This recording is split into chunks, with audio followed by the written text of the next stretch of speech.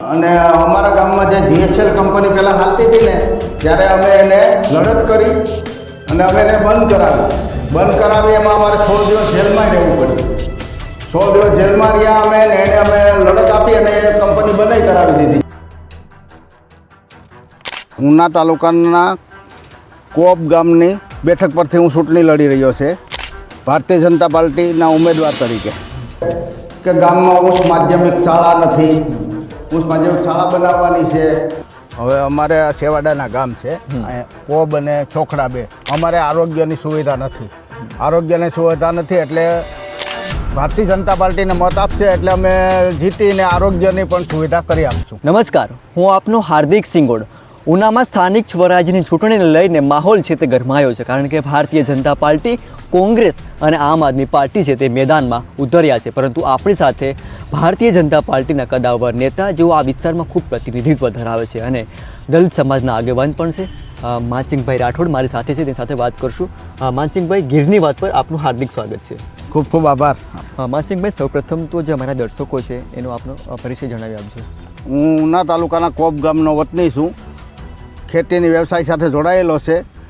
ગામના નાના મોટા કોઈ કામ કરું છું. ગામના અધિકાર માટે લડત લડું છું. ભારતીય જનતા પાર્ટીમાં રહીને હું લડત લડી રહ્યો છું. આપણે ભારતીય જનતા પાર્ટીએ ઉમેદવાર બનાવ્યા છે, તો આપ કઈ બેઠક પરથી આ ઇલેક્શન લડી રહ્યા છો? ઉના તાલુકાના કોપ ગામની બેઠક પરથી હું ચૂંટણી લડી રહ્યો છે ભારતીય જનતા પાર્ટીના ઉમેદવાર તરીકે. માનસિંગભાઈ, ભારતીય જનતા પાર્ટીએ આપણે ઉમેદવાર બનાવ્યા છે, મેદાને પણ ઉતાર્યા છે. એવા તો શું એજન્ડા રહેવાનો છે જે લઈ તમે લોકો સુધી જવાના છે? કોપ તાલુકા પંચાયતની સીટમાં કોપ અને સોખડા બે ગામ આવેલા છે. બંને ગામનો સમાવેશ થાય છે. કોપ અને સોખડા ગામનો સમાવેશ થાય છે. બંને ગામના ખેતીલક્ષી ગામડા છે ને ખેતી ઉપર બધી નિર્ભર છે. અને અમારા ગામમાં જે જીએસએલ કંપની પહેલાં હાલતી હતી ને ત્યારે અમે એને લડત કરી અને અમે એને બંધ કરાવી એમાં અમારે 16 દિવસ જેલમાં રહેવું પડ્યું. 16 દિવસ જેલમાં રહ્યા અમે ને એને અમે લડત આપી અને એ કંપની બનાવી કરાવી દીધી છે. તમે વાત કરી હું જેલમાં રહ્યો, ખેડૂતો માટે લડ્યો, હવે આ સિવાયનો કોઈ એવો એજન્ડા, કોઈ એવો મુદ્દો કે જે લઈને તમે જવાના છો લોકો સુધી? બીજો એજન્ડા અમારા ગામનો એવો છે કે ગામમાં ઉચ્ચ માધ્યમિક શાળા નથી. ઉચ્ચ માધ્યમિક શાળાના અમારે ઉચ્ચ માધ્યમિક શાળા બનાવવાની છે. કોબ અને છોકરાનો વિકાસ કરવાનો છે. માનસિંગભાઈ, મારો સવાલ એ છે, આપણે ખેડૂતોના અધિકારની વાત કરી, તો હવે ખેડૂતોના અધિકાર અને શિક્ષણ સિવાય તમે શું કરવાના? હવે અમારે આ સેવાડાના ગામ છે કોબ અને છોખડા બે. અમારે આરોગ્યની સુવિધા નથી એટલે ભારતીય જનતા પાર્ટીને મત આપશે એટલે અમે જીતીને આરોગ્યની પણ સુવિધા કરી આપશું. ભવિષ્યમાં અમારે કોબ અને છોખડામાં સરકારી આરોગ્ય કેન્દ્રની કોઈ સુવિધા કરવાની હોય, જે પણ કંઈ કરવું ઘટશે તે અમે કરી આપશું. માનસિંગભાઈ, સરકારની એવી ઘણી બધી યોજનાઓ છે જે અંતિમ લોકો સુધી પહોંચતી નથી, એના માટે આપ શું કરવાના?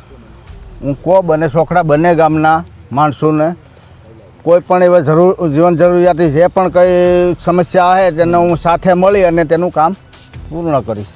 હા, તમે પણ જાણો છો કે આ છોખડા અને કોબ છે ત્યાં દરેક સમાજ લોકો મોટી સંખ્યામાં વસવાટ કરે છે.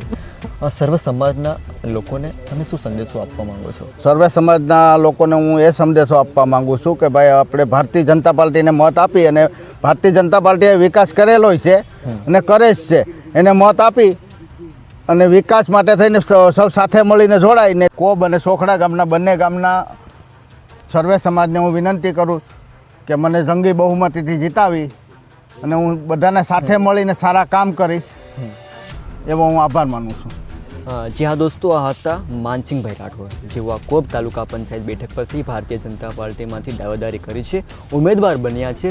અને માનસિંગભાઈ રાઠોડ એક એવું વ્યક્તિત્વ છે જેઓ ખેડૂતોના હક અને અધિકાર માટે પહેલાંના ઘણા વર્ષો પહેલાં તેઓ જેલમાં પણ ગયા હતા અને હજુ પણ આ લડત એમની ચાલુ છે. ખેડૂતોના હર હંમેશ માટે તેઓ લડત માટે અવાજ ઉપાડે છે, પરંતુ હવે મેદાનમાં આવ્યા છે. વધુ ખેડૂતોના હક અને અધિકાર માટે લડી શકે તે માટે જોવાનું રહેશે કે આવનારા સમયમાં છોખડા અને કોબની જનતા છે તે માનસિંગભાઈને કેવો પ્રેમ આપશે.